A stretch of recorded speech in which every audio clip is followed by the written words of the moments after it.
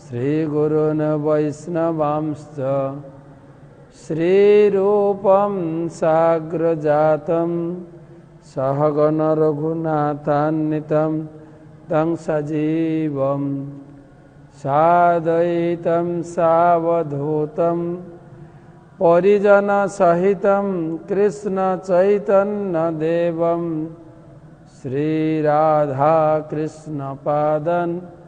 सहगण ललिता श्रीविशाखान्वितांश्च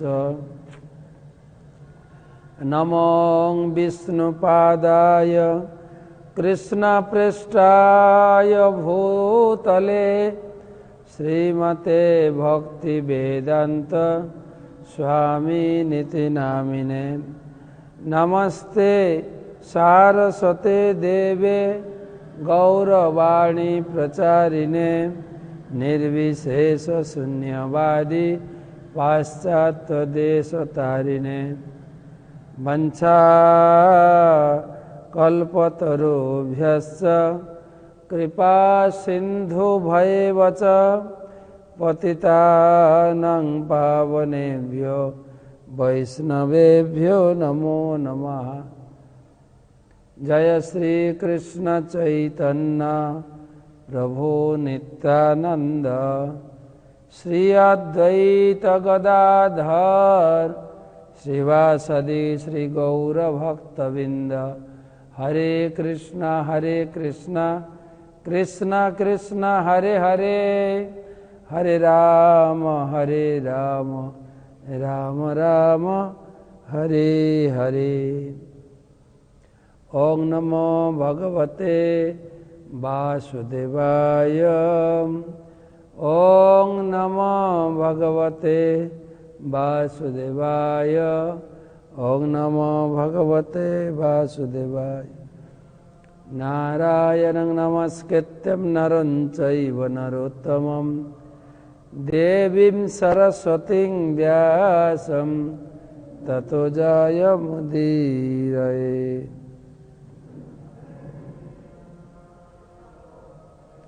শ্রীমদ্ ভাগবত পাঠ শুরু করার পূর্বে আমি আমার পরমারাধ্য গুরুদেবের চরণে প্রণতি নিবেদন করি, তার অহেতুকী কৃপা আশীর্বাদ প্রার্থনা করি। নমঃ বিষ্ণুপাদায় কৃষ্ণপ্রেষ্ঠায় ভূতলে শ্রীমতে জয়পতাকা स्वामिनिति नामिने नमो आचार्य पादाय निताय कृपा प्रदायिने गौर कथा धामदाय नगर ग्राम तारिणे तमादिदेवं करुणानिधानं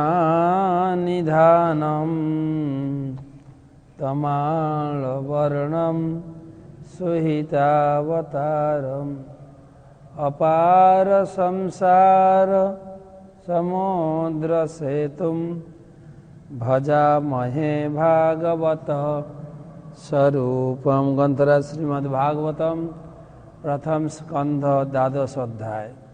भागवत महत्व सर्वश्रमाभिगमनम सर्वतीर्थावगाहनम न तथा पावनम नृणाम श्रीमद्भागवतम যথা।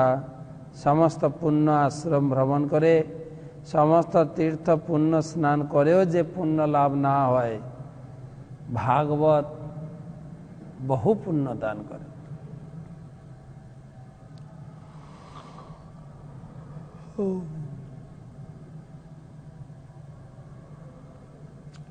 তো আমরা ভাগবত পুরাণ দ্বাদশ অধ্যায়, প্রথম স্কন্ধে দ্বাদশ অধ্যায় আমরা আলোচনা করছি। শিশু পরীক্ষিতের ভাগ্য গণনা। কালকে আমরা কেবল 21 নম্বর শ্লোক পড়েছি। আজকে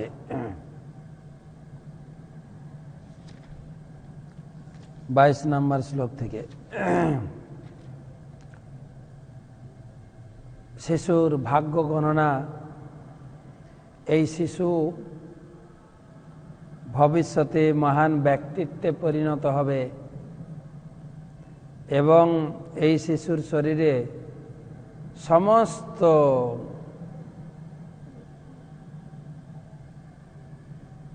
শ্রেষ্ঠ ব্যক্তিদের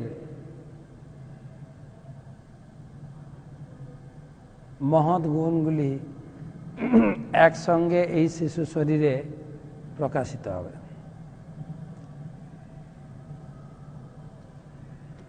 তো যুধিষ্ঠির মহারাজ তিনি জানতে চাইছিলেন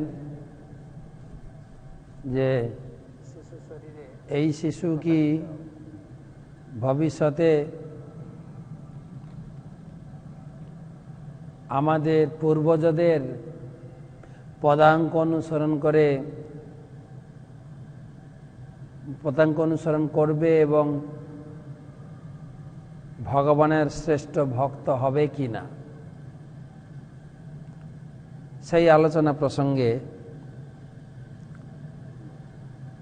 পুরোহিত ব্রাহ্মণগণ শিশুর ভাগ্য গণনা করে দিগদর্শন করছেন। শ্লোক নম্বর 22, প্রথম স্কন্ধ, দ্বাদশ অধ্যায়, 22 শ্লোক।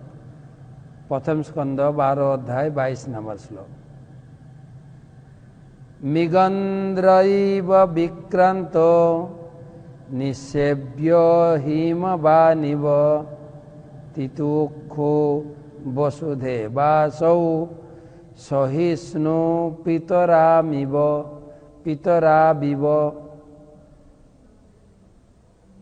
মৃগন্দ্রৈব বিক্রান্ত নিঃসেব্য হিমবানিব তিতিক্ষুর্বসুধেবাসৌ সহিষ্ণু পিতরাবিব।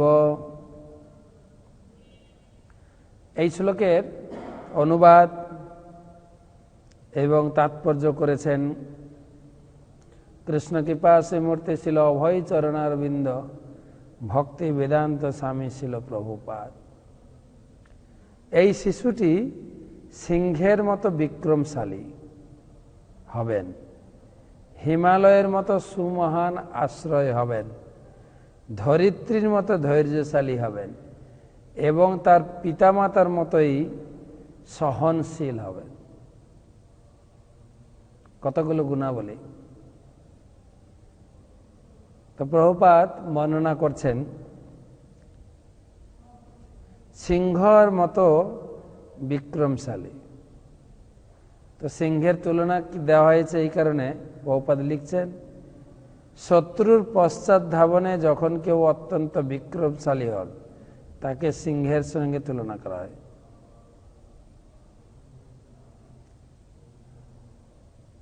ধাওয়া করবে সিংহের মতো শত্রুর পিছনে। প্রভুপাদ বলছেন মানুষকে গৃহে মেষ শাবকের মতো নিরীহ হওয়া উচিত নয়। শত্রুর পশ্চাৎ ধাবনের সময় সিংহের মতো হওয়া উচিত। সিংহ পশ্চাৎ ধাবন। সিংহ যখন কোনো পশুর পশ্চাৎ ধাবন করে তখন সে কখনো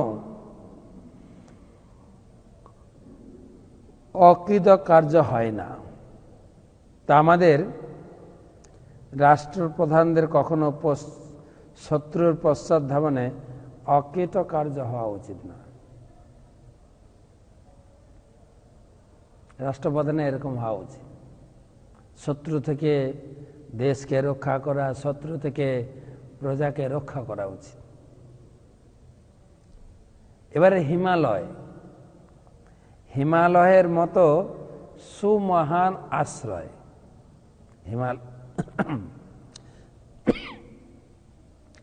হিমালয় পর্বত তার সমৃদ্ধির জন্য বিখ্যাত। সেখানে বাস করার জন্য অসংখ্য গুহা রয়েছে। আহারের জন্য সুমিষ্ট ফল সমন্বিত অসংখ্য বৃক্ষ রয়েছে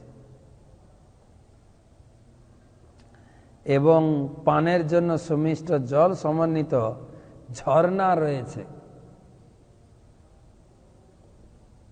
এবং রোগ নিরাময়ের জন্য অপর্যাপ্ত ঔষধি খনিজ পদার্থ রয়েছে।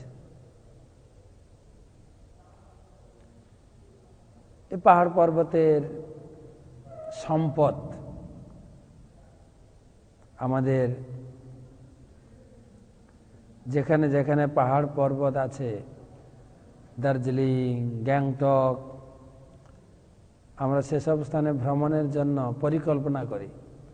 যা সমস্ত বর্ণনা রয়েছে, আর এগুলো প্রকৃতির একটা সৌন্দর্য, পাহাড় পর্বতের ঝর্ণা, গুহা এবং বিভিন্ন রকম গাছপালা দিয়ে সুন্দর দৃশ্য। এমনকি এটা সাধারণ জাগতিক মানুষের কাছেও আকর্ষণীয় এবং সাধু মহাত্মাদের ভজনস্থলীর জন্য অত্যন্ত সুস্থান। মুনি ঋষিরা সব হিমালয়ে গিয়ে ভজন সাধন করেন। মুনি ঋষিগণ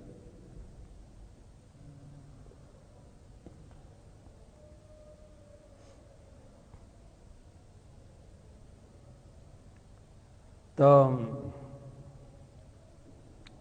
পাহাড় পর্বতের চিত্র। এবং ভগবান যখন বৃন্দাবনে এসেছিলেন, সে বৃন্দাবনেও পাহাড় নিয়ে এসছেন। যখন বৃন্দাবনে তিনি লীলা করার জন্য আসবেন, তখন তিনি রাধারানীকেও নিয়ে আসার জন্য রাধারানীকে বলেন যে আমি ভৌম বৃন্দাবনে গিয়ে লীলাবিলাস করব, তোমাকেও যেতে হবে। তো রাধারানী প্রথমে নারাজ হয়েছিলেন, বলছেন না, যত্র ন গোবর্ধন ন যত্র যমুনা নদী তত্র মে ন রমতি। যেখানে গিরি গোবর্ধন নেই, যেখানে যমুনা নেই, সেখানে আমার মন প্রসন্ন হয় না। তো ভগবান বলেন আমি সব নিয়ে যাব, যমুনা, গিরি গোবর্ধন। তো গিরি গোবর্ধনকে নিয়ে এসেছিলেন। আর সেই গিরি গোবর্ধনের যা যা এখানে বর্ণনা, কুঞ্জ, গুফা, ফুল ফলের সমৃদ্ধ বৃক্ষ, ঝর্ণা এবং কুণ্ড, রাধা কুণ্ড, শ্যাম কুণ্ড,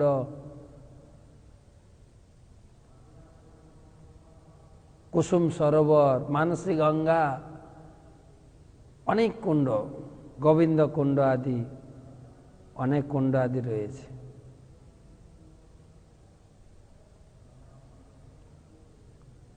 রূপক গোস্বামী পাত্র বলেছেন, বৈকুণ্ঠাৎ জনিত বরা মধুপুরী তত্রাপি গোবর্ধন। এই যে বৈকুণ্ঠ জগৎ, যেখানে নারায়ণ থাকে, তার থেকে শ্রেষ্ঠ হচ্ছে মথুরা। এই ভৌম বৃন্দাবনে যে উত্তরপ্রদেশে মথুরা আছে, কেন সেই মথুরাতে ভগবান জন্মগ্রহণ করেছিলেন। আর মথুরা থেকে বৃন্দাবন শ্রেষ্ঠ। বৃন্দাবন তো অনেক বৃহৎ, তার ভিতরে গোবর্ধন শ্রেষ্ঠ। যে গোবর্ধনে ভগবান প্রচুর লীলা সম্পাদন করেছেন এবং ভগবান নিজের হাতে পদ্ম হস্তে 7 দিন 7 রাত তাকে ধারণ করেছিলেন। গোবর্ধন, আজও গোবর্ধন বিরাজমান। গোবর্ধন পরিক্রমা, গোবর্ধন পূজা, গোবর্ধন বাস, গোবর্ধন বন্দনা, সে ভগবান শ্রীকৃষ্ণের আমল থেকে এখনো প্রতিদিন হাজার হাজার লোক উৎসব অনুষ্ঠানে তো লক্ষাধিক লোক পরিক্রমা করে।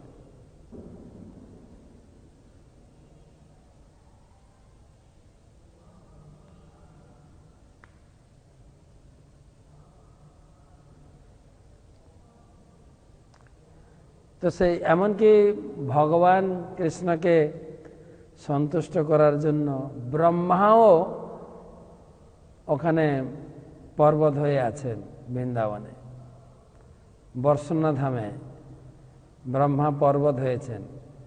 ব্রহ্মার 4 মাথা, সেই পর্বতেরও 4 মাথা বর্ষনা ধামে আমরা দেখি। দানগড়, মানগড়, বিলাসগড় আর ভানগড়, 4 মাথা, এগুলোর বর্ষনা ধামে। এবং ভগবান শিব তিনি পর্বত রূপ ধারণ করে রয়েছেন বৃন্দাবনে ভগবানকে সন্তুষ্ট করার জন্য, ভগবানের সেবায় অংশগ্রহণ করার জন্য। তিনি হচ্ছেন নন্দীশ্বর পর্বত, যেটা আছে নন্দগ্রাম, উচ্চ টিলা, সে টিলার উপরে ভগবানের মন্দির রয়েছে, ভগবানের জন্মস্থান মন্দির। জন্মস্থান না, জন্মস্থান তো মথুরা, সেখানে নন্দগ্রামে ভগবান থাকতেন। তো হিমালয় পর্বত, পানের সুমিষ্ট জল, গুম্ফা আদি অনেক কিছু।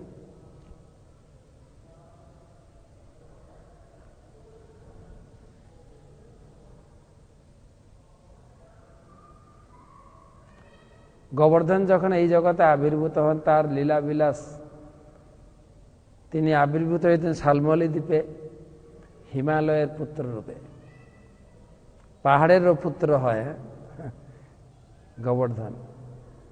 তো তিনি বৃন্দাবনে ছিলেন না, তো পুলস্ত ঋষি ভ্রমণ করতে করতে সেই হিমালয়ে গিয়েছিলেন, আর গোবর্ধন রূপে ছোট্ট পর্বতকে দেখে পুলস্ত ঋষি খুব আকৃষ্ট হয়েছিলেন এবং হিমালয়কে তিনি প্রার্থনা করেন যে আমি গোবর্ধনকে নিয়ে যাব কাশী ধামে, যেখানে এর গুফায় বসে আমি ভজন করব। তো তখন যখন গোবর্ধনকে নিয়ে যাবেন, গোবর্ধন তখন শর্ত করেছিলেন যে ঠিক আছে, আপনি আমাকে এখান থেকে নিয়ে যাবেন, রাস্তায় কোথাও রাখবেন না, নন স্টপ ফ্লাইট, একদম সরাসরি কাশীধামে গিয়ে অবতীর্ণ হবেন। যখন সেই পর্বতকে হাতের উপরে নিয়ে আসছিলেন আকাশে উড়তে উড়তে পুলস্ত ঋষি, যখন তিনি বৃন্দাবনের উপর দিয়ে পাস হচ্ছিলেন, সেইখানে তিনি গোবর্ধন অত্যন্ত পুলকিত হয়েছিলেন এবং এতটাই নিজেকে ভার বাড়িয়ে দেন, পুলস্ত ঋষি ওখানে নামিয়ে দেন। তারপরে কিছুক্ষণ তিনি বিশ্রাম নিয়ে চোখে মুখে জল দিয়ে যখন পুনরায় উঠাতে চাইলেন, আর উঠলেন না। গোবর্ধন বললেন আমার শর্ত ছিল, আমি এখানে থাকবো, আমি এখান থেকে যাব না। তো পুলস্ত ঋষি বললেন আমার অভিলাষ তুমি পূর্ণ করলে না, আমি তোমাকে অভিশাপ দিচ্ছি, প্রতিদিন 1 তিল পরিমাণ তুমি মাটির নিচে যাবে। তো গোবর্ধন প্রতিদিন 1 তিল পরিমাণ করে নিচের দিকে যাচ্ছে। এখনো তিনি দৃশ্যমান, অনেক বড় পর্বত ছিল, এখন কমতে কমতে কিছুটা জায়গা হয়েছে এখন, তথাপিও আমরা দর্শন করতে পারি। আমাদের পরবর্তী জেনারেশন হয়তো গোবর্ধনের গল্প শুনবে, গোবর্ধন দর্শন পাবে না। আপনারা যাবেন, গোবর্ধন পরিক্রমা করবেন, গোবর্ধন দর্শন করবেন। তো বৃন্দাবনে ব্রহ্মা, বিষ্ণু, মহেশ্বর 3 জন পাহাড় রূপে রয়েছে। তো গোবর্ধন হচ্ছেন বিষ্ণু শরীর। গোবর্ধন একাধারে ভগবানের ভক্ত, একাধারে ভগবান স্বয়ং। আর নন্দগ্রামে নন্দীশ্বর পাহাড় হচ্ছেন শিব, বর্ষনাতে 4 মাথাওয়ালা পাহাড় হচ্ছেন ব্রহ্মা। এই পাহাড়ের বর্ণনা, হিমালয়ের বর্ণনা, কিন্তু প্রভুপাদ একটা বিপরীত সামাজিকতা তিনি প্রকাশ করেছেন। জড়জাগতিক বিচারে যারা অভাবগ্রস্ত তারা এই মহান পর্বতের আশ্রয় গ্রহণ করতে পারে, তাহলে তাদের সমস্ত অভাব মোচন হবে। যারা অভাবগ্রস্ত, প্রবাদ বলছেন জড়বাদী এবং আধ্যাত্মবাদী উভয়ই এই পাহাড়ের আশ্রয়। যত সব মুনি ঋষি ভজন সাধন করছেন হিমালয়ে, পাহাড়ের আশ্রয়। আর যারা গরিব লোক তারাও পাহাড়কে আশ্রয় করেছেন। এখানে প্রভুপাদ বলছেন জড়জাগতিক বিচারে যারা অভাবগ্রস্ত তারা এই পাহাড় থেকে সবকিছু পাবে। এটা একদম বাস্তব সত্য। আমাদের কালকে বলেছিলাম আমাদের প্রচার শুরু হয়েছে ট্রাইবেল প্রিচিং, আদিবাসীদের মধ্যে কৃষ্ণ ভক্তি প্রচার, জনজাতি। তো বছরে একবার আমি মহারাজের, আমার গুরুদেব শিক্ষাগুরু শ্রী শ্রীমৎ ভক্তি পুরুষোত্তম স্বামী মহারাজ একটা দল গ্রুপ নিয়ে তিনি ভ্রমণ করেন, ট্রাইবেল প্রিচিং। তো জনজাতি ট্রাইবেল লোকেরা সব এই পাহাড়ের আশ্রয়ে থাকে। ছোট ছোট টিলা, পাহাড়, অনেক প্রত্যন্ত অঞ্চলে যেখানে এখনো বৈদ্যুতিক সংযোগ, ইলেকট্রিক কানেকশন আসেনি, ভালো রাস্তাঘাট হয়নি, একদম শুদ্ধ পরিবেশ, কেবল গ্রিনি, একদম সবুজে ভরা। পাহাড়টা সুন্দর গাছপালা দিয়ে ভরা, তার ভিতরে ছোট ছোট একটা ঘর, সেই আবার গাছপালা দিয়ে ঘর বানানো, একদম সাত্ত্বিক পরিবেশ। মাঠের ধান বা গম আর গাছের ফল ফুল পাতা ওগুলো খা। যেহেতু আদিবাসী বলে না, হ্যাঁ, পরিবেশ সাত্ত্বিক, কিন্তু তাদের আচার ব্যবহার সাত্ত্বিক নয়। তারা ওই জঙ্গলে পশু শিকার করে, পাখি ধরে, ওগুলো পুড়িয়ে খায়। আর এখন ধীরে ধীরে শিল প্রভুপাদের এই গীতা ভাগবতম পড়ে এবং মহারাজের অক্লান্ত প্রচেষ্টায় মানুষ সাত্ত্বিক হচ্ছে। একটা জায়গায় আমরা গিয়েছিলাম, ছোট্ট জামুরিয়া বলে, ওটা অনেক ভিতরে। আমরা ট্রেকার করে, ওটা হচ্ছে আসামে আমরা ট্রেকারে করে গেলাম। তারপরে একটা ছোট্ট খাল, নদী বলবো না, খাল, এই হাঁটু বা একটু বেশি জল আছে, জলটা স্রোত। সেই নদীতে ছোট্ট একটা স্পিডবোট, ছোট্ট, যেখানে আমরা 5 জন ছিলাম, করে ধীরে ধীরে গেলাম। কেন স্পিডে যাওয়া, স্পিডবোট কিন্তু স্পিডে যাওয়া যাবে না, ধীরে ধীরে ধীরে, না কোথাও জল, কোথাও আবার পলি পড়ে গেছে, ধীরে ধীরে ধীরে ধীরে প্রায় 2 ঘন্টা ড্রাইভ করলাম। 2 ঘন্টা কীর্তন করতে করতে আমরা গেলাম। মাঝে মাঝে নদীর দুপাড় খুব উঁচু, মাঝে মাঝে একটা দুটো বাড়ি দেখা যায়। আমাদের হরিনাম শুনে তারা এগিয়ে আসে, তারা স্বাগতম জানায় আমাদেরকে। তো গিয়ে আমরা 2 ঘন্টা প্রায় গিয়ে একটা জায়গায় পৌঁছালাম। তারপরে ওখান থেকে নেমে 1 ঘন্টা হাঁটলাম।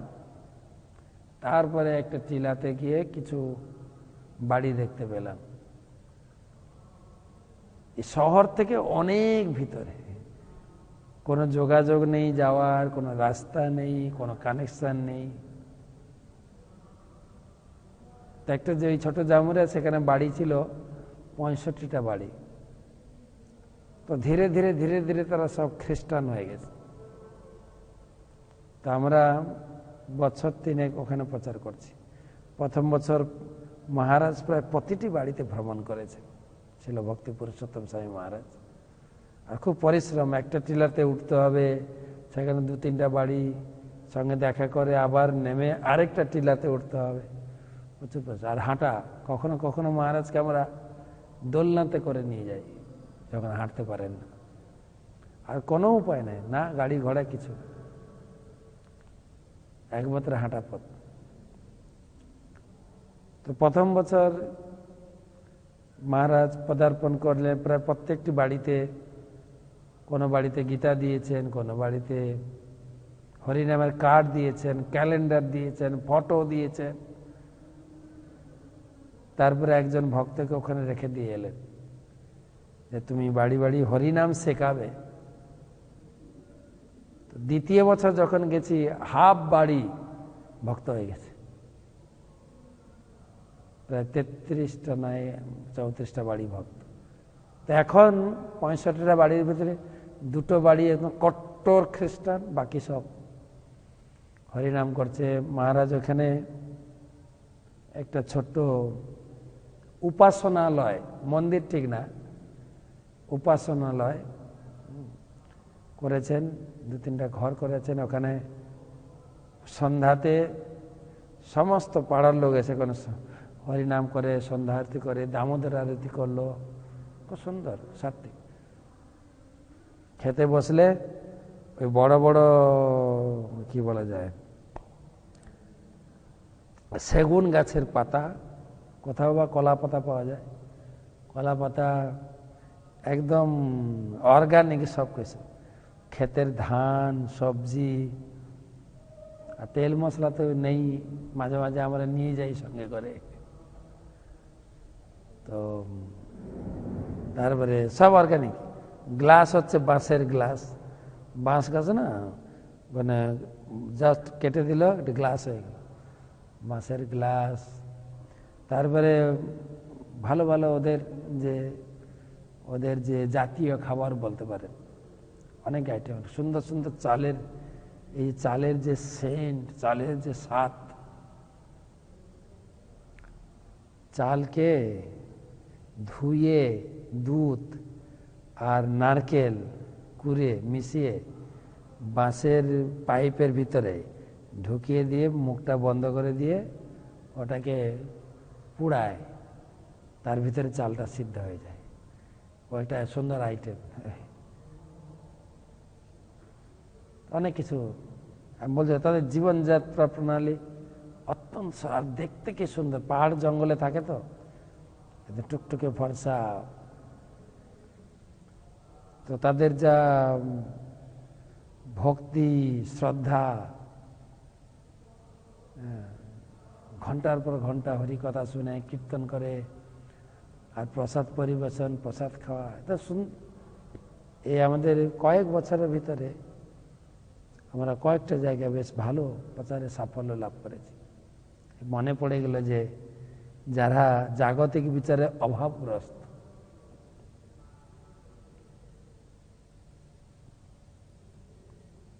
ঘর বাড়ি খুব সিম্পল,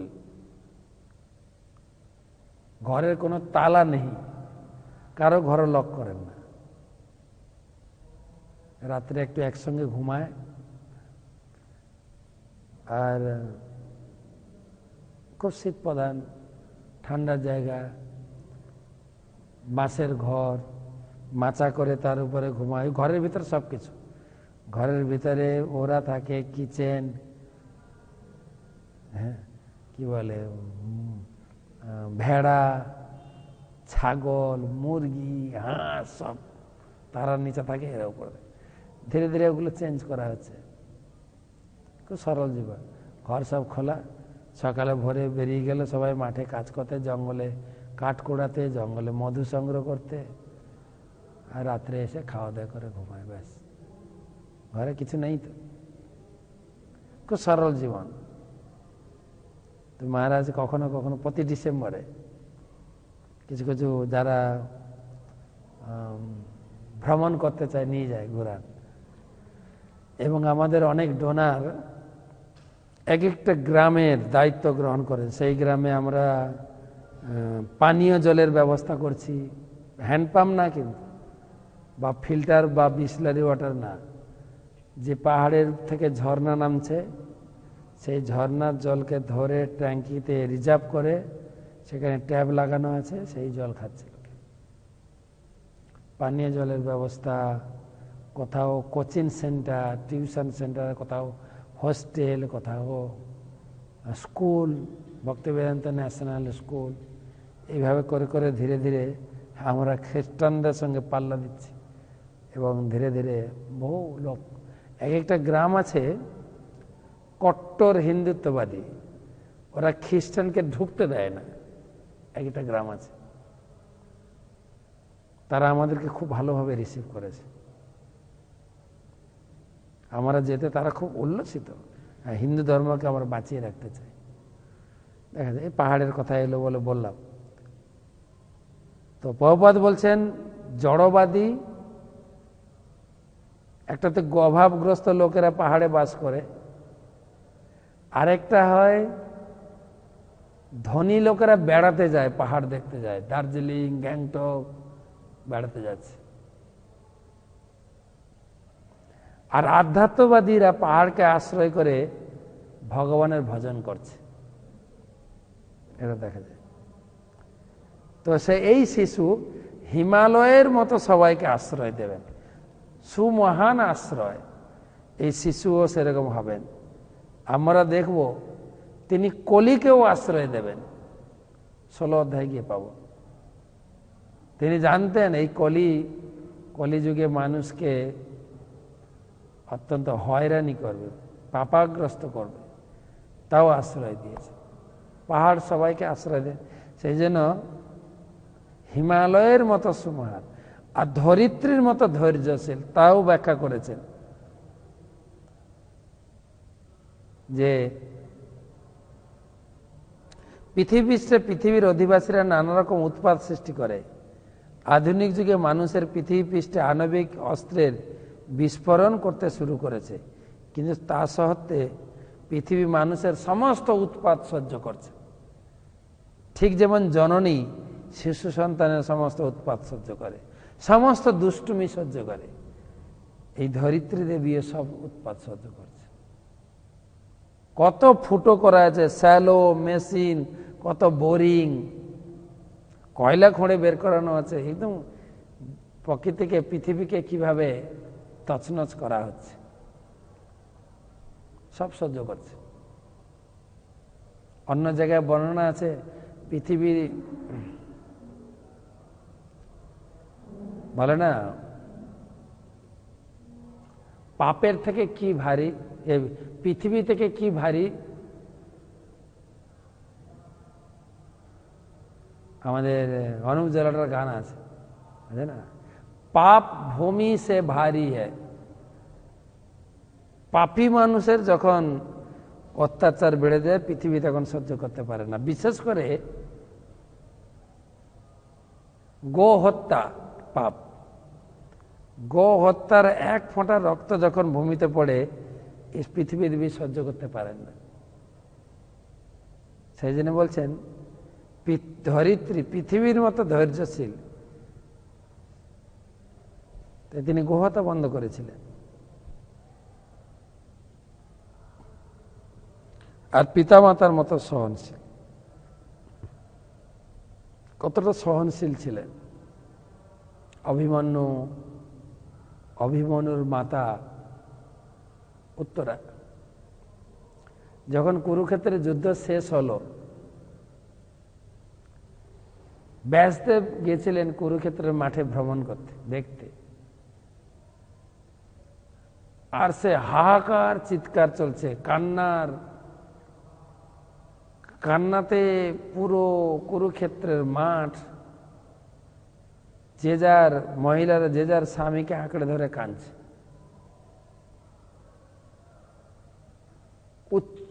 উচ্চ রোদন। ব্যাসদেব সেসব দেখে তিনি, তার হৃদয়টা করুণায় ভরে গেল। ব্যাসদেব বলছেন, আরে তোমাদের মৃত স্বামীদের শরীরকে আগলে রেখে তোমরা এসব কি করছো? তো ব্যাসদেবের অত্যন্ত করুণা দেখি, সে মহিলাদের করুণা দেখে ব্যাসদেবের প্রায় সকলের নাতনির মতো হবে, এখানে নাতি বউ এরকম। বলছে তোমরা কি তোমাদের স্বামীদের ফিরে পেতে চাও? তো হ্যাঁ বলবে না, না বলবে।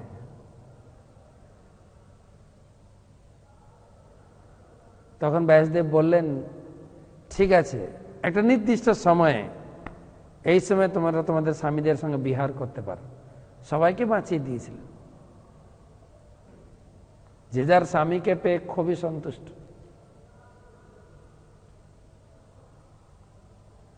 তো একটা নির্দিষ্ট সময় ছিল, সময় শেষ। এবার ব্যাসদেব বলছে তোমরা তোমাদের স্বামীদেরকে ত্যাগ করো। কেউ আর তার স্বামীকে ত্যাগ করছে না। ব্যাসদেব দেখলেন আরে মুশকিল, ওকে আরেকটা তোমাদের সুযোগ দিই। তোমরা যদি চাও তোমাদের স্বামীদের সঙ্গে তোমরাও তোমাদের স্বামীদের গতি লাভ করো। কেউ স্বর্গে গেছেন, কেউ ভগবানের ধামে গেছেন। সবাই সেই মহিলারা তাদের মৃত স্বামীদের সঙ্গে যাত্রা করেছেন। তো উত্তরাও চলে যাচ্ছেন অভিমন্যুর সঙ্গে। ব্যাসদেব বললেন পুত্রী তুমি তো যেতে পারবে না। কেন না কুরু বংশের শেষ বীজ তোমার গর্ভে অবস্থান করছে, তার জন্য তোমাকে এই পৃথিবীতে থাকতে হবে, তুমি চলে গেলে হবে না। সেই অভাগিনী থেকে গেছে, পিতা মাতার মতো ধৈর্য ছিল। কত তাকে এই পৃথিবীতে কত সহনশীল হতে হয়েছিল। আপনারা তো শুনেছেন, আমরা সপ্তম অধ্যায়ে পড়ে এসেছি, অশ্বত্থামা ব্রহ্মাস্ত্র নিক্ষেপ করেছিলেন উত্তরার গর্ভকে হত্যা করার জন্য। সে কাহিনী পড়েছে। সেই জন্য বলছেন পিতা মাতার মতো সহনশীল হবেন। পিতামহ সমসাম্যে প্রাসাদে গিরিশোপম আশ্রয় সর্বভূতানাম যথা দেব রমাশ্রয়। পিতামহ সমসাম্যে প্রসাদে গিরিশোপম আশ্রয় সর্বভূতানাম যথা দেব রমাশ্রয়। ব্রাহ্মণগণ বলছেন এই শিশু মানসিক সাম্যতায় তার পিতামহ যুধিষ্ঠির অথবা ব্রহ্মার সমতুল্য হবেন। কৈলাস পর্বতের অধিপতি শিবের মতো মহাবদান্য হবেন। লক্ষ্মী দেবীরও আশ্রয়স্থল পরমেশ্বর ভগবান শ্রী নারায়ণের মতোই তিনি প্রত্যেকের আশ্রয় হবেন। পিতামহ সমসাম্য, দুই পিতামহর কথা বলেছেন। নিজের পিতামহ হচ্ছে যুধিষ্ঠির মহারাজ বা অর্জুন, যুধিষ্ঠির মহারাজ মেনলি। তার পিতা ছিলেন অভিমন্যু, অভিমন্যুর পিতা হচ্ছে অর্জুন। অর্জুন বা যুধিষ্ঠির মহারাজকে বলতে পারেন পিতামহ। আরেকজন প্রসিদ্ধ পিতামহ তো ব্রহ্মা, সবাই বলেন না ব্রহ্মা পিতামহ। তো এখানে ব্রাহ্মণগণ বলছেন পিতামহ সমসাম্য, ব্রহ্মার মতো সমতা গুণাবলী অথবা যুধিষ্ঠির মহারাজের মতো সম গুণাবলী। সাম্য মানে স্থির। যুধিষ্ঠির মহারাজ যুদ্ধে স্থির, তাই জন্য তার নাম যুধিষ্ঠির। যিনি অন্যায়ভাবে যুদ্ধ করেন যোধন, তাই তার নাম হচ্ছে মানে অন্যায়, তাই তার নাম হচ্ছে দুর্যোধন। যে অন্যায়ভাবে শাসন করেন শাসন নাম আছে। তো যুদ্ধে স্থির যুধিষ্ঠির, খুব স্থির যুধিষ্ঠির মহারাজ। একবার যক্ষরূপী বক যুধিষ্ঠির মহারাজের ধৈর্যের পরীক্ষা নিচ্ছিলেন। একদিন সকালে উঠেছেন, তো ধৌম ঋষি প্রতিদিন অগ্নিহোত্র যজ্ঞ করে। ধৌম ঋষি কুলপুরোহিত পাণ্ডবদের। তো পাণ্ডবরা যখন বনবাসে গিয়েছিলেন ধৌম ঋষি সঙ্গে ছিলেন। তো প্রতিদিন সকালে উঠে তিনি যজ্ঞাগ্নি অগ্নিহোত্র যজ্ঞ না করে জল গ্রহণ করতেন না।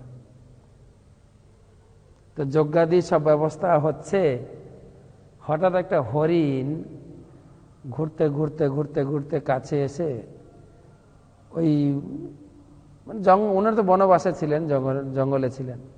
খোঁচা খোঁচা সিংহে যজ্ঞ কাষ্ঠটা লেগে যায়, আর যে যজ্ঞ কাষ্ঠটা সিংহে জড়িয়ে গেছে সঙ্গে সঙ্গে হরিণটা দৌড়ে পালিয়ে গেছে। তো যজ্ঞ কাষ্ঠ হারিয়ে গেছে। যজ্ঞ কাষ্ঠ মানে যে কাষ্ঠ ঘর্ষণ করে অগ্নি উৎপন্ন হবেন, সেই অগ্নি দিয়ে আহুতি হবে। তো যজ্ঞ কাষ্ঠ নিয়ে হরিণ আর ছুট ছুট সবাই সে হরিণকে ধরবে, যজ্ঞ কাষ্ঠটা নেবে। হরিণ কোথায় জঙ্গলে হারিয়ে গেল। 5 ভাই সারা জঙ্গল ঘুরতে ঘুরতে একটা পর্যায়ে পৌঁছালো, হরিণকে তো পাওয়া গেল না। এদিকে তারা ক্ষুধা পিপাসায় কাতর হয়ে পড়লেন। বিশেষ করে যুধিষ্ঠির মহারাজ এতটাই পিপাসার্থ হয়ে গেছিলেন, প্রাণ যায় যায় যায়।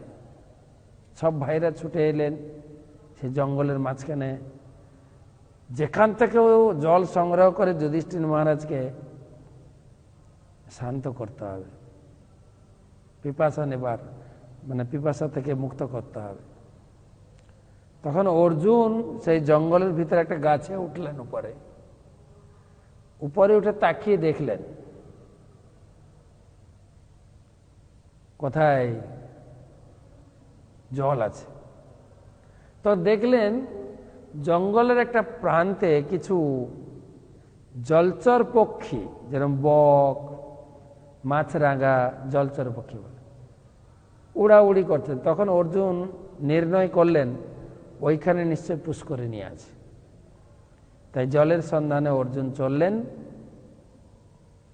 অর্জুন গিয়ে দেখতে পেলেন সুন্দর স্বচ্ছ জলের একটা পুষ্করিণী।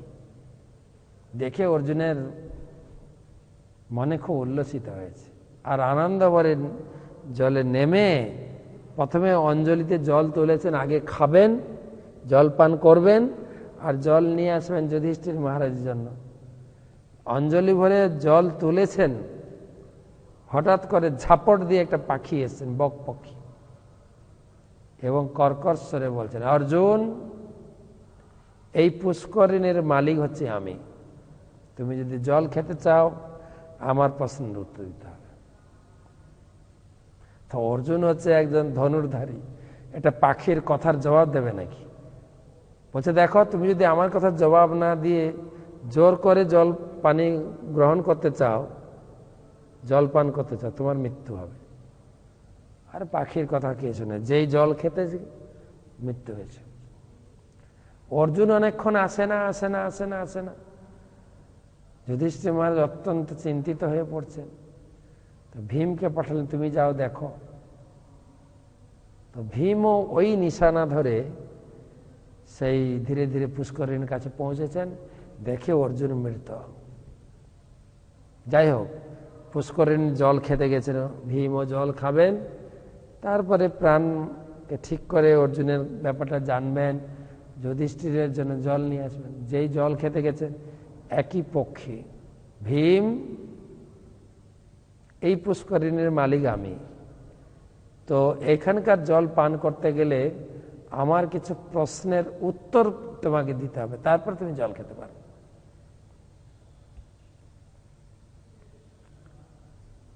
তো যেখানে অর্জুন শোনেনি, ভীম শোনার লোক? বলুন, হেমকে হুড় লোক, কারো কথায় পাত্তা দেয় না, হাঁটো এখান থেকে। যেই জোর করে জল খেতে গেছে, ভীমেরও মৃত্যু।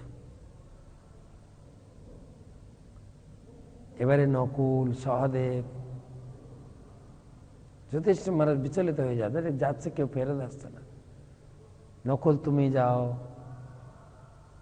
তারপরে সহদেব, নকুল সহদেবের পুকুরের পাড়ে পৌঁছাতে বেশি সময় লাগেনি। কেন জানেন? ভীম যখন গেছেন না, ভীম সোজা হাঁটেন, সোজা। ওই গাছপালা পড়ুক, দেওয়াল পড়ুক, ঝাড় পড়ুক, ওই যে বেঁকে ঘুরে যাবে ওই অভ্যাসটা ওর নাই। একদম সোজা হাঁটার, সোজা। বুলডোজার দেখেছে না, রাস্তা তৈরি করে সোজা ভেঙে তেড়ে একদম নিয়ে চলে গেছে। সোজা হাঁটেন, সামনে যা পড়বে মারিয়ে একদম। তো নকুল সহদেবও পরপর গিয়ে পৌঁছেছেন পুকুরের পাড়ে। দেখে অর্জুন, ভীম, নকুল সব মারা গেছে। এবারে যুধিষ্ঠির মহারাজ একা, ওনার সঙ্গে কেউ নেই। অনেক কষ্টে, ভাইরা সব যাচ্ছে আসছে না, অনেক কষ্টে ধীরে ধীরে ধীরে ধীরে সে পুষ্করিণীর কাছে পৌঁছেছে। কেন ওই রাস্তায় সবাই গেছে, বিশেষ করে ভীম গেছে যখন রাস্তা হয়ে গেছে, দেখে 4 ভাই মৃত, 4 ভাই মৃত। খুব কান্না করেছেন। 4 পৃষ্ঠা মহাভারতে বর্ণনা আছে যুধিষ্ঠির মহারাজের ক্ষেত কান্না, আমি কি দুর্ভাগা, আমাকে ধিক, নিজের ভাইদের আমি রক্ষা করতে পারলাম না। যাই হোক, নিজে আগে প্রাণ বাঁচাক, জল পিপাসায় বুক ছটফট করছে, পুকুরে নেমেছেন, জল তুলেছেন, পান করবেন। সেই পাখি যুধিষ্ঠির, এই পুষ্করিণীর মালিক আমি, তুমি যদি জল পান করতে চাও আমার 4টা প্রশ্নের তোমাকে উত্তর দিতে হবে, আমার কিছু প্রশ্ন আছে উত্তর দিতে হবে। আর তুমি যদি আমাকে অবহেলা করে তুমি জল গ্রহণ করতে চাও, তোমার 4 ভাইয়ের যা দশা হয়েছে তোমারও তাই হবে। তো যুধিষ্ঠির মহারাজ জল ছেড়ে দিয়েছেন, খাননি। আচ্ছা, আপনি বলুন আপনার কি প্রশ্ন। এই হচ্ছে ধৈর্য, সাম্য। জল ছেড়ে দিয়েছেন। তখন সেই পক্ষী বক তিনি প্রশ্ন করছেন, অনেক প্রশ্ন, হাজারো প্রশ্ন, এক একটা প্রশ্নের উত্তর দিয়েছেন। তো সাধু সমাজে সাধারণত যে 4টি প্রশ্ন আলোচনা হয়,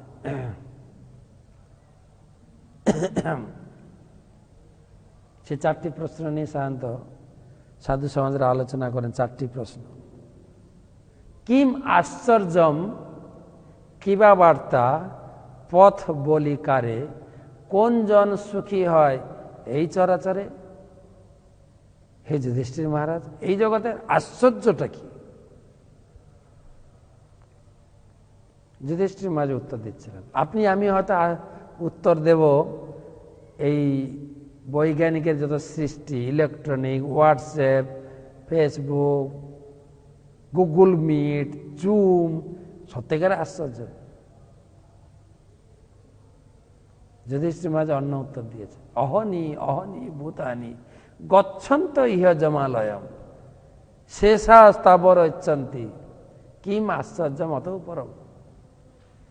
প্রতিদিন আমরা দেখছি প্রচুর লোক মারা যাচ্ছে। অহনি অহনি ভূতানি গচ্ছন্ত ইহ জমালয়ম, প্রতিদিন কত মানুষ জমালয়ে যাচ্ছে। আপনি পেপার খুলুন, কত লোক মরেছে পাবেন, টিভি খুলুন, কত লোক মরেছে দেখবেন, প্রতিদিন মানুষ মরছে। আর এখন তো আরো বড় নিউজ হচ্ছে করোনা। কোথায় আমেরিকায় কত লোক মরলো, আমাদের পশ্চিমবঙ্গে কত এফেক্ট হলো, ব্যাস। আর আমাদের কত এফেক্ট হচ্ছে, কত মারা যাচ্ছে, পুরো রিপোর্ট তো দিচ্ছে না গভর্নমেন্ট, একদম কোথাও লুকিয়ে তাকে পুড়ে দিচ্ছে, ব্যাস। তথাপি প্রচুর রিপোর্ট মৃত্যুর। এখন তো বর্তমান সময় মৃত্যুটা তো সস্তা হয়ে গেছে, একদম সস্তা। মৃত্যু বলে আর লোকে ভয়ও করে না, ঠিক আছে করোনা, বাস। যুধিষ্ঠির মহারাজ বলছেন প্রতিদিন কত লোক মারা যাচ্ছে, টিভিতে দেখছে, পেপারে পড়ছে, নিউজে শুনছে, তথাপি নিজে মনে করছে আমি মরবো না, সারা দুনিয়ার লোক মরছে, আমি মরবো না, আমি ঠিক আছে। এই হচ্ছে বড় আশ্চর্য। লোকের মৃত্যু শুনে, লোকের মৃত্যু দেখে লোকের অভিজ্ঞতা হচ্ছে না যে আমাকেও মরতে হবে, আমিও একটু প্রস্তুতি নিই। এটা হচ্ছে বড় আশ্চর্য। কিম আশ্চর্যম কিবা বার্তা, বার্তাটা কি বলছে? কেবলমাত্র ভাগবত বার্তা, হরি কথা ছাড়া আর সব কথা হচ্ছে বাজে কথা, আর সব বাজে কথা। পথ বলিকারে কোনটা রাস্তা, কোন রাস্তায় আমি চলবো, কোন পথ। মহাজনগত সপন্থা, মহাজন, দ্বাদশ মহাজন ভাগবত में দিয়েছেন। স্বয়ম্ভু, নারদ, শম্ভু, কুমার, কপিল, মনু, প্রহ্লাদ জনক ভীষ্ম বলি বইয়া সখী বয়ম। 12 জন যারা ধর্মতত্ত্বটাকে ভালো করে জানেন, 12 জন, সেই 12 জন যে লিস্ট রাস্তা দিয়েছেন, ওই রাস্তায় হাঁটাটাই হচ্ছে সঠিক রাস্তা। কিম আশ্চর্যম কিবা বার্তা পদ বলিকারে, কোন জন সুখী হয় এই চরাচরে? এই চরাচরে সুখী কে? সুখী বলছে ঋণ মুক্ত ব্যক্তি সুখী, যার কোনো ঋণ নাই, কোনো লোন নেই। কোন লোন? ব্যাংকের? না না।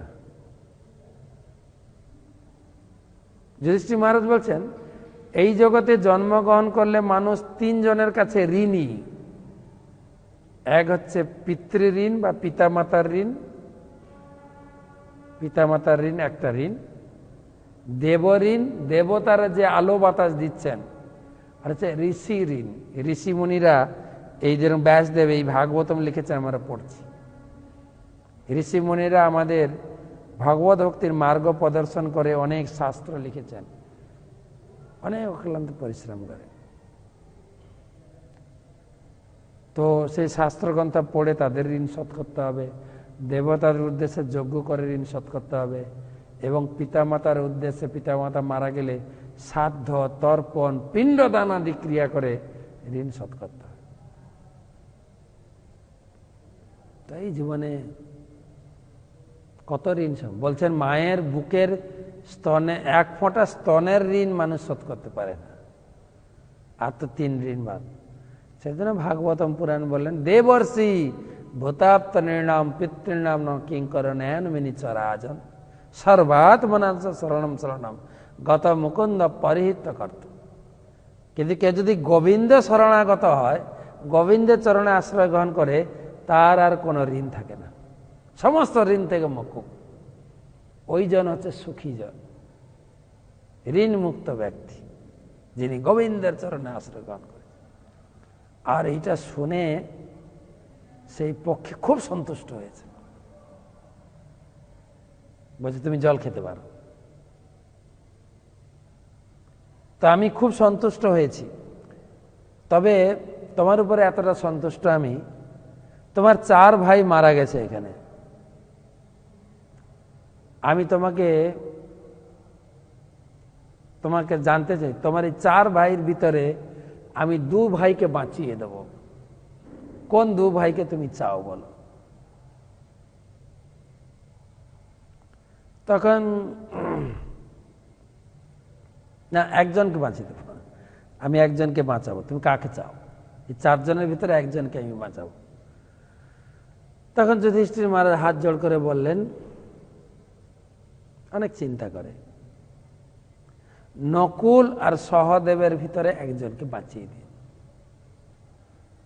তো বকপক্ষী জিজ্ঞাসা করলেন, আরে তোমার সামনে রয়েছে 2020 ম্যাচ, রাইট? কুরু পাণ্ডবের যুদ্ধ, কুরুক্ষেত্রের যুদ্ধ, সেই যুদ্ধে তোমাকে লড়াই করতে হবে। সেক্ষেত্রে তোমার ভীম, অর্জুন হচ্ছে পরাক্রমশালী, তাদেরকে নিয়ে তুমি কাজ করতে পারো। নকুল সহদেবকে নিয়ে তোমার কি কাজ হবে? তুমি চিন্তা করে দেখো, আমি একজনকে বাঁচাবো, কাকে চাও? বলছে না, নকুল সহদেবের ভিতরে একজন। বলছে কেন, কারণটা কি? বলছে দেখুন, আমার 2 মা, কুন্তী এবং মাদ্রী, 2 মায়ের পক্ষ থেকে আমরা 5 ভাই। আমার নিজের মা কুন্তী দেবীর আমরা 3 ভাই, আমি, ভীম এবং অর্জুন। আর আমার বিমাতা মাদ্রীর 2 সন্তান, নকুল, সহদেব। তো আমার মায়ের পক্ষ থেকে আমি এখনো বেঁচে আছি, আমি চাই আমার বিমাতার পক্ষ থেকেও একজন বেঁচে থাকবে। এটা শুনে বকপক্ষী খুব সন্তুষ্ট হল, সবাইকে বাঁচিয়ে দিলেন। আর তিনি নিজের রূপ ধারণ করলেন, যক্ষ রূপ ধারণ। যক্ষরূপী বক তার ধর্মের পরীক্ষা নিয়েছিলেন। তারপরে সে হরিণও চলে এলো, যজ্ঞকাষ্ঠ পাওয়া গেল, পুনরায় যজ্ঞ হলো, সবকিছু ঠিকঠাক। কেবল যুধিষ্ঠির মহারাজের সাম্যের পরীক্ষা, ধৈর্যের পরীক্ষা নিয়েছিলেন। যুদ্ধে স্থির, অত্যন্ত স্থির, বিচলিত না হওয়া, স্থির। বা ব্রহ্মার কথাও চিন্তা করেন।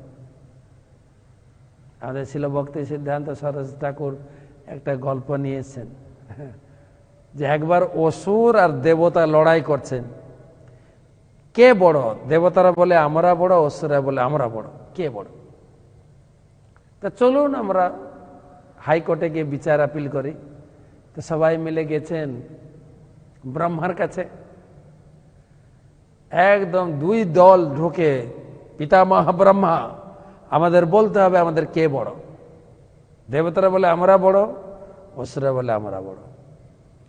তো ব্রহ্মাজি স্থির করলে, আচ্ছা আচ্ছা আচ্ছা, বসো বসো বসো বসো, সব বসো বসো, অনেক দূর থেকে এসে বসো,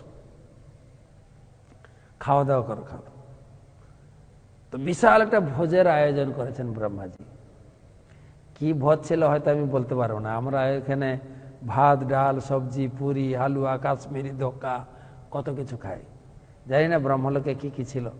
মোটামুটি একটা খাওয়া দাওয়ার ব্যবস্থা ছিল। আমাদের ইস্কনের অন্যতম গুরুদেব শ্রীশ্রীমৎ রাধা গোবিন্দ মহারাজ বলেন, দেবতারা শুধু ঘি খান,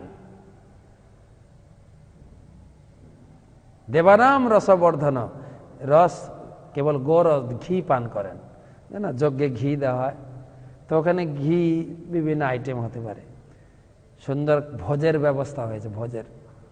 এখন কোন দল আগে খাবে? অসুররা তো হুড় বলছে আমরা আগে খাবো, দেবতারা বলে আগে। বলছে ঠিক আছে, তো দেবতারা রাজি হলে অসুর আগে খাক। তো খাওয়ার কন্ডিশন, খাওয়ার সঙ্গে কন্ডিশন থাকে। তো ডাইনিং টেবিল, লাইন করে টেবিল দেওয়া হয়েছে, টেবিলে বসা। কিন্তু কন্ডিশন হচ্ছে হাতটাকে বেঁধে দেওয়া হবে, একটা লাঠি দিয়ে সোজা করে বেঁধে দেওয়া হবে। হাতটা মানে ব্যান্ড হবে না, ব্যান্ড না হলে খাবে কি করে?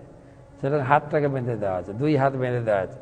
সব অসুরা এরকম বসে আছে, হাত দুটো বাঁধা আছে। আর সামনে খাবার আছে প্লেটে, সুন্দর সুন্দর, হ্যাঁ, pasta, pizza, noodles, chow mein, spaghetti, যা যা আছে ভরা একদম। তো দেখছে জিভে ঝরঝর করে জল, খাবে কি করে? তখন এরকম খাবার তুলেছে, খাবার তুলে এরকম, হ্যাঁ, উপর থেকে ফেলছে, হাত ব্যান্ড হচ্ছে না তো, উপর থেকে ফেলছে, মুখে পড়ছে, চোখে পড়ছে, গায়ে পড়ছে। আর দেবতারা হাত তালি দিয়ে হাসছে। আর যত হাসছে, এরা তো এমনি খেতে পাচ্ছে না, রাগ, আর ওদের হাসি দেখে আরো রাগ, একদম ছুঁড়ে খাওয়া টাওয়া ছুঁড়ে টুঁড়ে রেগে মেগে। এবারে দেবতাদের পালা, দেবতাদের পালা। তখন অসুররা বলছে ওদেরও এরকম হাত বেঁধে দিতে হবে। বলছে হ্যাঁ, নিয়ম তো একই। তখন দেবতাদের হাত বেঁধে দেওয়া হয়েছে। দেবতারা বসছেন। দেবতারা কিরকম বসলেন? আমি যেরকম বসছেন, একজন বসছেন দেবতা, সামনে আরেকজন দেবতা বসছে, সামনে একই খাবার। এবার খাবার তুলে, একজন খাবার তুলে অন্য দেবতার মুখে দিচ্ছে, আর ওই দেবতা খাবার তুলে এর মুখে দিচ্ছে। ভালোভাবে খেলো সবাই। আর ওটা দেখে অসুরা লুকিয়ে পালিয়ে গেছে। সে কাহিনী শোনা যায়। ব্রহ্মার বিচার বুদ্ধি, সাম্যতা কত উন্নত। তো কৈলাস পর্বতের অধিপতি শিবের মতো মহাবদান্য শিব বিচার না করেই বর দিয়ে দেন। লিস্ট দিয়েছেন, কাকে কাকে বর দিয়েছে। এখানে তাৎপর্য পড়বেন। প্রভুপাদ লিখেছেন, মহাদেব ফলাফলের বিচার না করেই বর দেন। তিনি রাবণকে বর দিয়েছেন, হিরণ্যকশিপুকে বর দিয়েছেন, বৃকাসুরকে বর দিয়েছেন।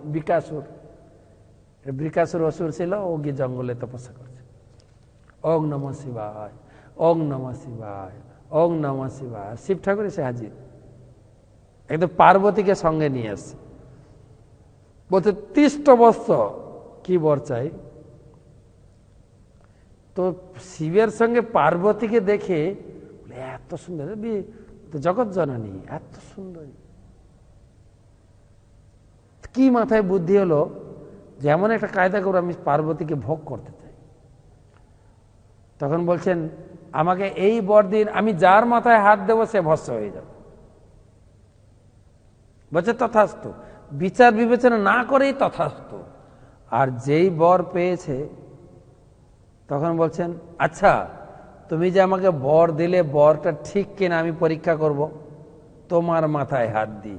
আরে বাপরে, শিব তো প্রাণ নিয়ে দৌড়াতে শুরু করলো, আমি বর দিলাম আমার মাথায়, কেন শিবের মাথায় হাত দিয়ে শিবকে ধ্বংস করেই পার্বতীকে আমি লাভ করব। শিব তো দৌড়াতে দৌড়াতে দৌড়াতে, আর এও পিছু ছাড়েনি, পুলিশ গাড়ির মতো ধাওয়া দিয়েছে, ধরবো ওকে, বর দিয়েছে আমাকে। দৌড়াতে দৌড়াতে সে কৈলাস পেরিয়ে বৈকুণ্ঠ লোকে একদম ভগবানের নারায়ণের শরণাগত। আর নারায়ণ তো বুঝতে পেরেছেন, শিব যেই ঘরে ঢুকেছে নারায়ণ ঘর থেকে বেরিয়ে এসছে, একটা ছোট্ট শিশুর রূপ ধারণ করে। বিকাশরকে বলছে, আরে তুমি এত হাঁপাচ্ছ কেন, এত দৌড়াচ্ছ কেন, তোমার কি হয়েছে? বলছে ও ও ও ও ও ও কথাও বলতে পারছেন, দৌড়েছে এত, ও ও বলে, ও মানে এই শিব ঠাকুরটা আমাকে একটা বর দিয়েছে, যার মাথায় হাত দেব সে ভস্ম হয়েছে, আমি ওর মাথায় হাত দিয়ে চেকিং করতে চাই, পরীক্ষা করতে চাই।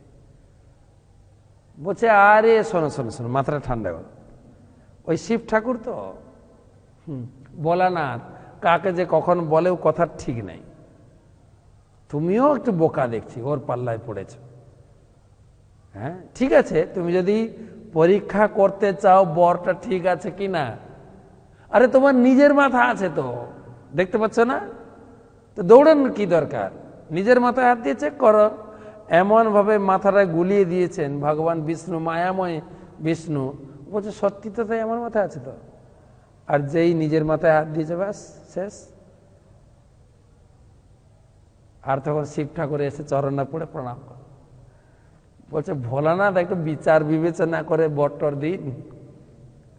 তো সেটাই বলছেন যে তিনি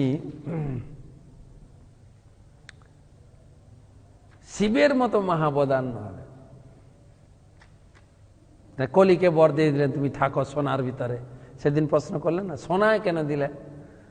পরীক্ষিত মহারাজ এরকম অকাতরে দান করেছে, লক্ষ্মী দেবীর মতো আশ্রয়, লক্ষ্মী দেবীর প্রভু নারায়ণের মতো আশ্রয়। সর্বসৎ গুণ মাহাত্ম্যে এস কৃষ্ণ অনুব্রত রন্তি দেব ইবেদার যজাতির ইব ধার্মিক। এই শিশুটি কৃষ্ণের পদাঙ্ক অনুসরণ করে সমস্ত দিব্য গুঞ্জনিত মহিমায় তারই মতো হবেন, শ্রীকৃষ্ণের গুণাবলী লাভ করবেন। ভগবান শ্রীকৃষ্ণ, এটা তার বর্ণনা করে শেষ করা যাবে না। ভগবান শ্রীকৃষ্ণের সমস্ত গুণ এই শরীরে আসবে। উদারতায় মহারাজ রন্তিদেব, ধর্মযাজনে যজাতি মহারাজ। যজাতি মহারাজ ধর্মযাজনে অত্যন্ত বিখ্যাত। তো যজাতির বিস্তারিত বর্ণনা আপনারা তাৎপর্য থেকে পড়বেন। ধিত্যা বলি সমকৃষ্ণে প্রহ্লাদ এব সদ্গ্রহ আহতই যশস্ব মেধানাম বৃদ্ধানাম পর্যুপাসক। এই শিশুটি ধৈর্যে বলি মহারাজের মতো হবেন, প্রহ্লাদ মহারাজের মতো নৈষ্ঠিক কৃষ্ণ ভক্ত হবেন, অশ্বমেধ যজ্ঞ অনুষ্ঠান করে বৃদ্ধ অভিজ্ঞ ব্যক্তিদের অনুগমন করবেন। ধৈর্যে বলি মহারাজ। ধৈর্যের অনেক লোককে বলা হলো, পৃথিবীকে ধৈর্য বলা হলো, যুধিষ্ঠির মহারাজের ধৈর্য, বলি মহারাজের ধৈর্য। বলি যখন দান দিচ্ছিলেন, এই দান গ্রহণের ছলে ভগবান বিষ্ণু বামন রূপ ধারণ করে এসেছিলেন, সে কাহিনী আপনারা জানেন। ত্রিপাদ ভূমি চেয়েছিলেন, আর তিনি ত্রিপাদ ভূমি দেবেন বলে সংকল্প করেছিলেন। এক পায়ে যখন ছোট ছিলেন, ছোট বপু, ছোট পা, কিন্তু যখন তিনি ভিক্ষা পেয়ে গেলেন যে 3 পাদ ভূমি আমি দিচ্ছি, তখন পায়ে মেপে নিলেন 3 পাদ, পাটাকে বাড়াতে শুরু করলেন। বিক্রম, সেই জন্য উরুক্রম বলা হয়। এই পা বাড়াতে বাড়াতে স্বর্গলোক, স্বর্গ জনলোক, তপলোক, মহালোক, সত্যলোক পর্যন্ত যখন এই পা বাড়তে বাড়তে যাচ্ছে, বলি মহারাজ বামন দেবের পা যখন ব্রহ্মলোকে ব্রহ্মার কাছে গেছেন, ব্রহ্মা তো পা চিনতে পেরেছেন, ভগবানের চরণে উনি চেনেন, আরে এই তো ভগবানের পা। সঙ্গে সঙ্গে কমণ্ডলে যা জল ছিল দিয়ে অভিষেক করতে শুরু করেছে। সেই অভিষেকের জল হচ্ছে এই গঙ্গা জল। সেই জন্য এই গঙ্গা জলের কালার অভিষেকের জল, চন্দন, অগুরু, কুমকুম, আলতা সব মিশ্রিত হয় এবং পুষ্প, তুলসী সব ভেসে যাচ্ছে। দেখবেন এই তো সেই চরণামিত জল, গঙ্গা নয় চরণামিত। আপনি যদি খুব গঙ্গা জলে নেমে হাতে তুলে দেখবেন একদম শুদ্ধ চরণামিত, তুলসী পাতা, পুষ্প, চন্দন, অগুরু সেন।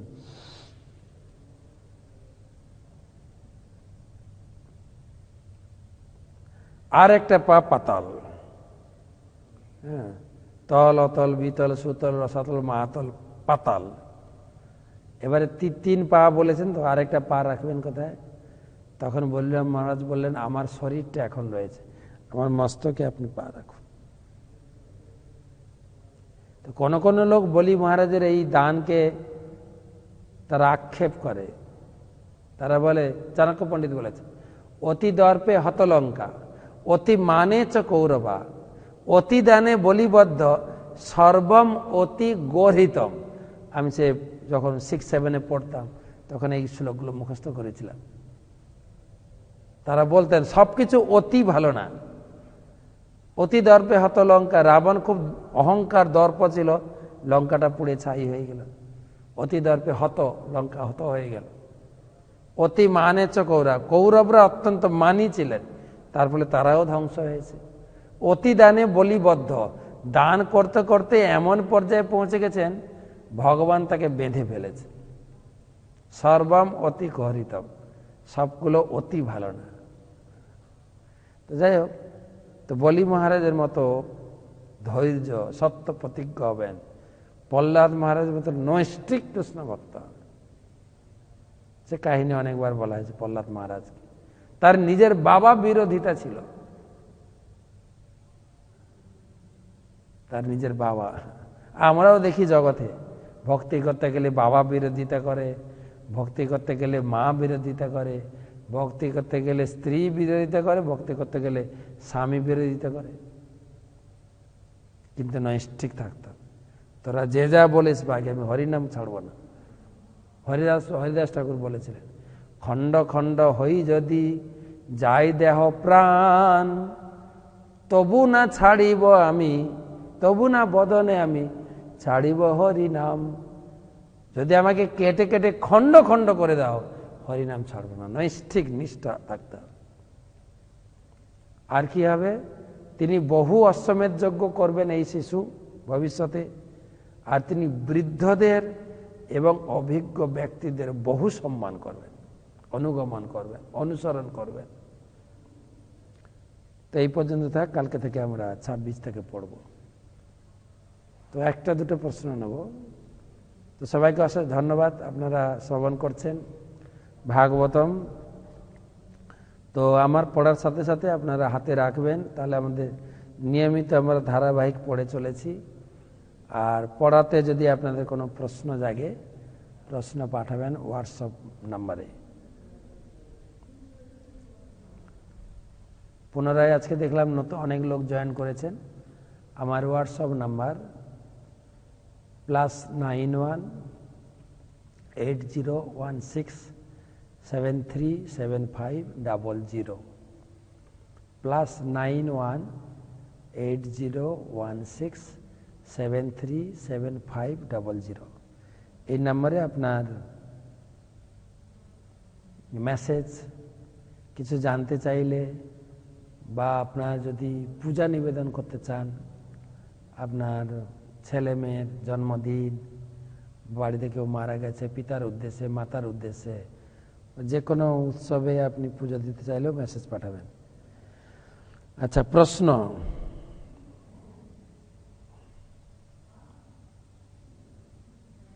আমি স্বর্ণালী বলছি আসাম থেকে।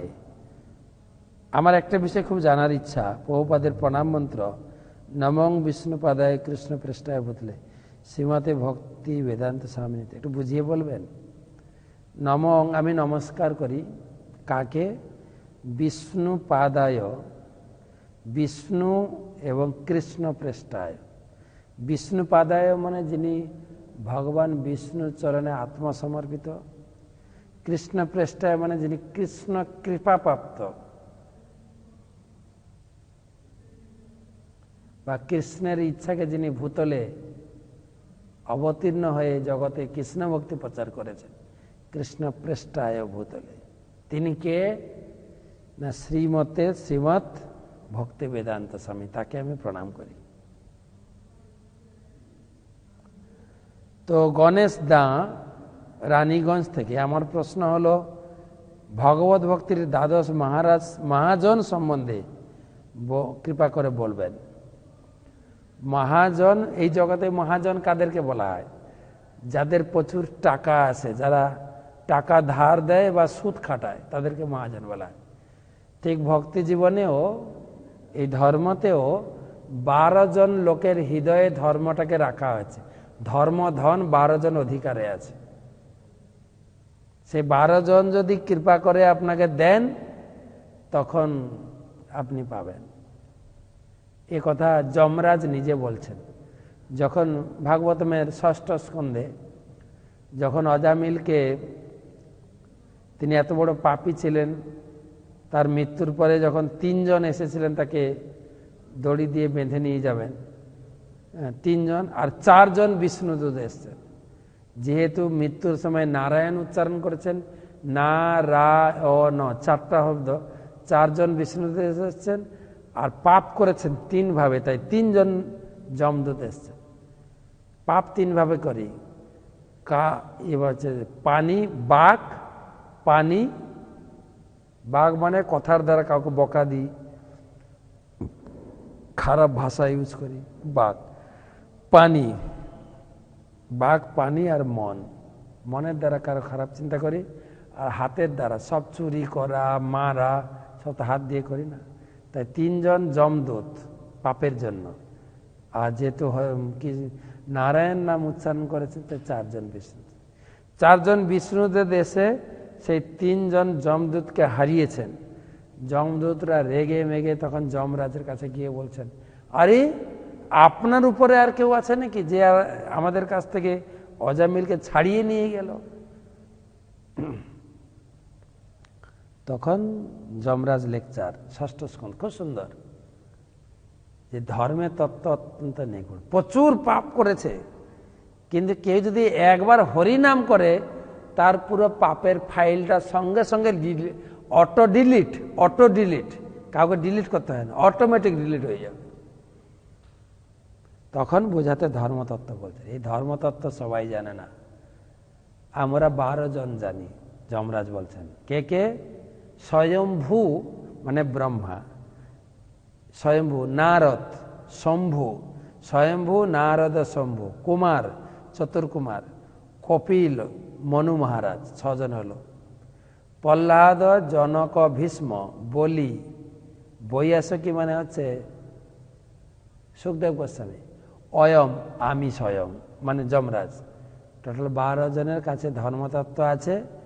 এবারে তাদের পদাঙ্ক অনুসরণ করলে তারা একটু ধর্ম ধার দিতে পারেন আপনাকে, তাহলে আপনি ধর্মতত্ত্ব জানতে পারবেন। 12 জন মহাজন সম্পর্কে আমাদের একটা ছোট্ট পাতলা বই আছে, পারলে সংগ্রহ করবেন।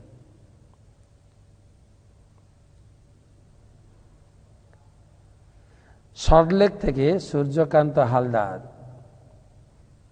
পরীক্ষিত মহারাজের রাজ্যে কি গোমাংস ভক্ষণ করত? দয়া করে যদি বলেন। এর আগেও আমি বলেছি, এই প্রথম গাভীকে হত্যা করতে উদ্যত হয়েছিল,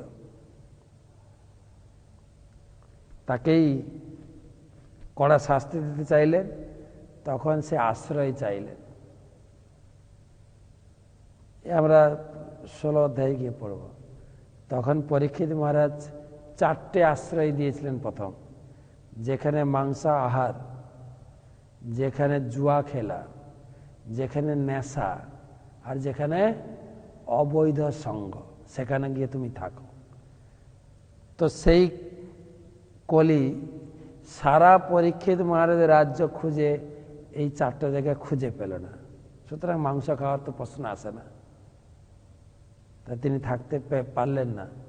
তখন পুনরায় এসে বললেন, এই যে স্থান দিয়েছেন সে তো আপনার রাজ্যে নেই, আপনি আরেকটা স্থান দিন। তখন তিনি সোনায় স্থান দিয়েছেন।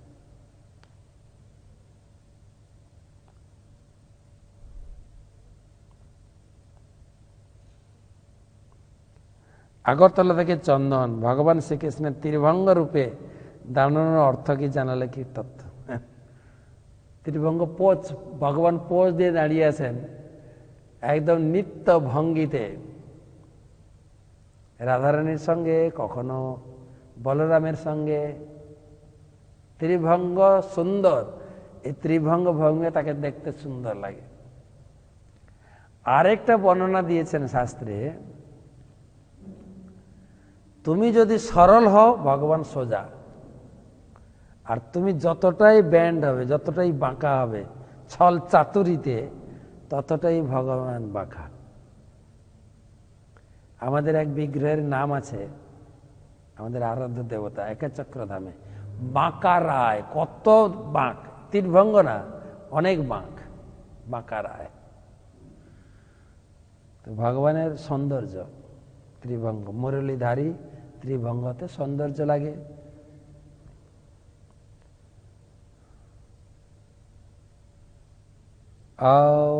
বিপ্লব শিকদার, বগুলা নদিয়া। তো গৌরলীলায় রাধা ও অষ্টসখী কি কি, এই মুহূর্তে সবার নাম আমি মনে করতে পারবো না, কিছু কিছু মনে করতে পারি। রাধারানী তো গদাধর, পঞ্চতত্ত্বে যে গদাধর আছে।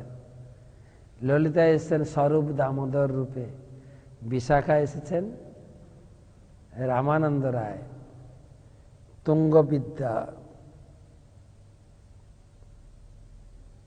যিনি 72 ঘন্টা এক নাগাড়ে নৃত্য করতে পারতেন। ভুলে গেলাম ইমান, তা আপনাকে হোয়াটসঅ্যাপে জানিয়ে দেবো, প্রত্যেকের নাম আছে। শিমুল সরকার, চট্টগ্রাম, বাংলাদেশ। ভগবান যজ্ঞের মাধ্যমে ভোজন করেন, আবার বলা হচ্ছে ব্রাহ্মণদের দ্বারা ভগবান ভোজন করেন। ব্রাহ্মণদের ভোজন করার লাগে ভগবানকে ভোজন করানো হয়, এটা যদি একটু বুঝিয়ে বলেন। ব্রাহ্মণরা ভগবানের মুখ থেকে আবির্ভূত হয়েছে, ভগবানের মুখ থেকে। তাই ব্রাহ্মণদের খাওয়ালে ভগবানের খাওয়া হয়। ব্রাহ্মণ আদাত মুখত আসিত, বাহু রাজন্য কৃত, বাহু থেকে ক্ষত্রিয়রা এসছে, পেট থেকে শূদ্র, পা থেকে, এই পেট থেকে বৈশ্য, পা থেকে শূদ্র। তাই ব্রাহ্মণের মাধ্যমে ভগবান গ্রহণ করেন। কিন্তু এটাও ঠিক, ব্রাহ্মণ ভগবানের সেবা করবেন, ভগবানকে দিয়ে খাবেন। ব্রাহ্মণ তো এমনি অখাদ্য কুখাদ্য খান না। কথায় কথায় বলা হয়েছে, যজ্ঞে ঘি আহুতি দেওয়ার থেকে ব্রাহ্মণের মুখে ভালো ভালো পুরি, হালুয়া, রসমালাই দেবেন, হচ্ছে বড় যজ্ঞ। সেই সঙ্গে এটাও বলা হয়েছে, ব্রাহ্মণ শুধু খাবেন না, ব্রাহ্মণ কৃষ্ণ ভক্তির প্রচার করবেন, কৃষ্ণ ভক্তি যাজন করবেন। এটাও লাস্ট। আমি ঈশ্বরগাছা থেকে পায়েল বলছি। আমার প্রশ্ন হচ্ছে, আমরা কিভাবে জড় চিন্তা ত্যাগ করে ভগবানের চিন্তা করতে পারি? এর জন্য অভ্যাস।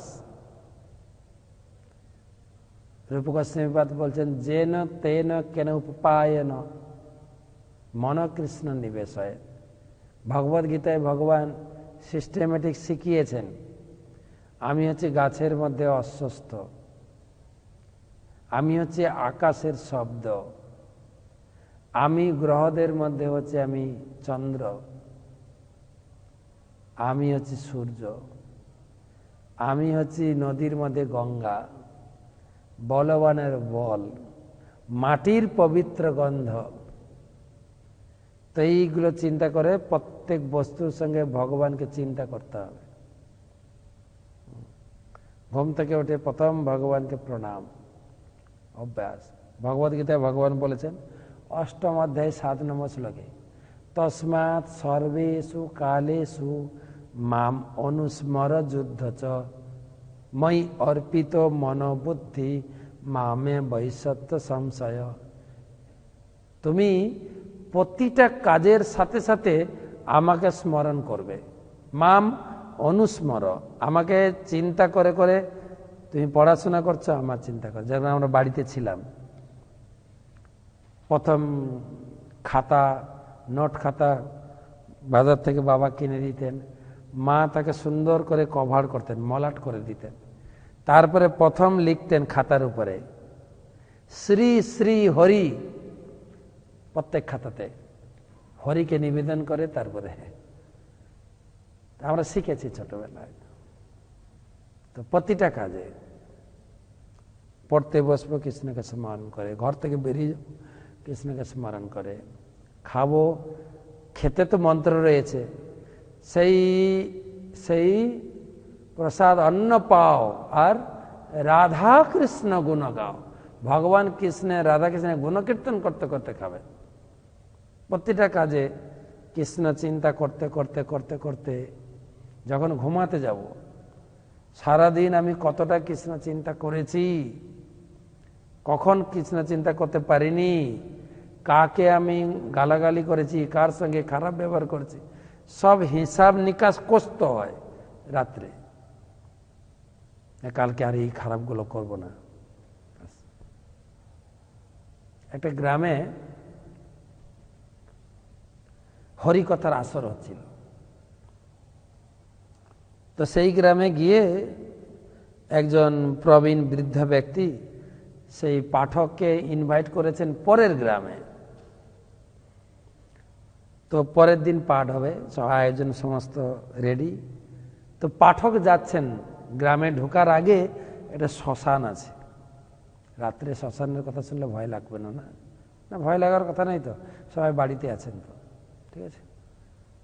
তো শ্মশানে দেখছেন এক একটা এই না, শ্মশানে ছোট ছোট সেই কি বলা যায়, ছোট ছোট মন্দিরের মতো একটু পিঁড়ি মতো বানানো থাকে না, এবং সেখানে স্মৃতিফলক আছে। স্মৃতিফলক, স্বর্গীয় অমুক ব্যক্তি, তার আয়ু হচ্ছে 2 বছর, তার আয়ু হচ্ছে 3 বছর, কার আয়ু হচ্ছে 4 বছর, 6 মাস, 2 মাস। গোটা শ্মশানটা ঘুরে ঘুরে দেখছে এরকম 5 বছর, 2 বছর, 4 বছর, 10 বছর। ও দেখে মাথাটা গুলিয়ে গেছে, আরে তাহলে এই গ্রামে সকলের অকাল মৃত্যু হয়। ওই ভয়ে ওখান থেকে পালিয়ে গেছে আর পাঠে যাননি। এদিকে সব আয়োজন করে বসে আছে, আসছে না, এলেই না। পরের দিন পাঠকের কাছে গিয়ে খোঁজলেন যে আপনি কালকে আমাদের গ্রামে প্রবচন দেওয়ার কথা, আপনি এলেন না, কি ব্যাপার? বলছে আমি গেছিলাম, আপনাদের গ্রামে ঢোকার আগে আমি শ্মশানের উপর দিয়ে যখন যাই, দেখি শ্মশানে একটা ফলকে মৃত ব্যক্তির সব আয়ু লেখা আছে। সে আয়ু দেখে আমি ভয় খেয়ে গেছি, এই গ্রামে সকলের অকাল মৃত্যু হয়, আমি যাব না। তাই নাকি? আপনি এটা কি করে বুঝলেন অকাল মৃত্যু হয়? আমার বয়স তো 70 বছর, আমি আপনার সামনে আছি। বলছে হ্যাঁ তাই তো, তাহলে ওখানে যে লেখা আছে। বলছে ভালো করে শুনুন, আমাদের গ্রামে সবাই আমরা ভক্ত, আমরা শুধু ক্যালকুলেশন করি কে কতটা ভগবানকে স্মরণ করেছে, সেটাই হচ্ছে তার জীবন। একটা ব্যক্তি 60 বছর বাঁচতে পারে, কতক্ষণ কৃষ্ণ চেতনা করে চিন্তা করেছে, কতক্ষণ কৃষ্ণ সেবা করেছে, এই ক্যালকুলেশন করে ওই আয়ুটা আমরা লিখেছি। বাকি আয়ু তো বেকার, কৃষ্ণ চিন্তা বিহীন জীবন তো বেকার। এইটাই হচ্ছে তার অরিজিনাল আয়ু। তাই আপনি প্রতিটা কাজে, রান্না করবেন কৃষ্ণ চিন্তা করতে করতে, ঘর ঝাড়ু দেবেন হরে কৃষ্ণ কৃষ্ণ কৃষ্ণ কৃষ্ণ হরে হরে, হরে রাম রাম রাম হরে হরে, হরে নাম কর। তাই এইভাবে সবসময় কৃষ্ণ চিন্তার অভ্যাস বাড়াতে হবে, অভ্যাস। সেই জন্য বলছিল অভ্যাস। তস্মাৎ সর্বেষু কালেষু মাম অনুস্মর। মই অর্পিত, তাহলে একদিন না একদিন তোমার মন আমাতে অর্পিত হয়ে যাবে, তুমি আমাকে ভুলবে না। অবশ্যই ভগবান কথা দিয়েছে। তো সবাইকে ধন্যবাদ, কালকে আসবো আবার বাকি অংশ নিয়ে। আর একদিন লাগবে ঠিকুচি বিচার, তারপরে অন্য প্রশ্ন, আরো কিছু কথা, এই শিশু শরীরে আর কি গুণাবলী প্রকাশিত হবে আর একটু কালকে আলোচনা করব। সবাইকে ধন্যবাদ। হরে কৃষ্ণ কৃষ্ণ কৃষ্ণ হরে হরে, হরে রাম রাম রাম হরে।